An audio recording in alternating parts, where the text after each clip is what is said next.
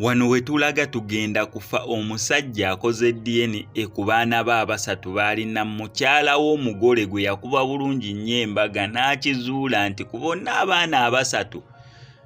tekuliiko wadde alina olwala olulwe wadde olwala wadde akaviiri nga kake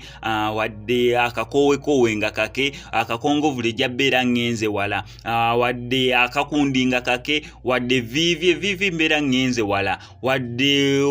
akooya konna nga kake. Just imagine mubadde mwenna okumala ebbanga lye mumaze mwenna omukyala omukubi embaga buli omu akitegedde mbono ye mukyalawo neera ono ye maama w'abaana bo ne muzaala first born abantu ne bajja ne baba congratulatinga ne muzaala second born abantu ne bajja ne bagamba bambi yoga ne muzaala third born abantu ne bagamba oh wow amaka mashallah amaka agateredde ntende. Musajja wattu musambi wa mupiira bawangudde ebikopo family yano gire tabeerewo emulabe nga akabasanya n'emirimu gye gyakola egy'okusamba omupiira. Omusajja ne bawangula ekikopo family yange mujje twekubise ffenna ekifaananyi as a family nanti olunaku lweru ne babayita ku mikono musajja wattu n'agenda as a family mukyala wange n'abaana kwegamba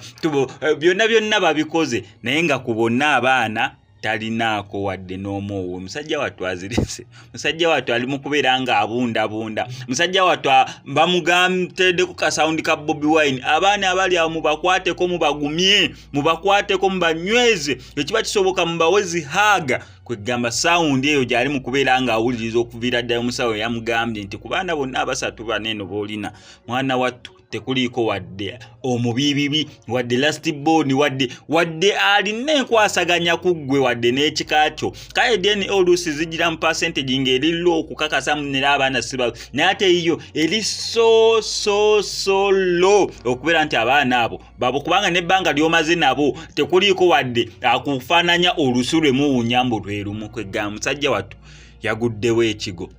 Musajja wattu mu Nigeria muzannyi wa kapiira ali professional mu Nigeria asasula ssente eziwerako musajja mugagga naye lwe twogerera abadde n'abaana abasatu sinti oba bafudde naye right now talinaayo wadde omwana omubiibi byalina kukola strategy mpya zakulaba nti naye abeera ayagala abaana adda mu buto okubeera nga afuna abaana. Kibi nnyo kibiddala no SMX Media sigala tukuwa updates kyolina okola subscribe nga nyinga notification bell ebisigadde obitulekere.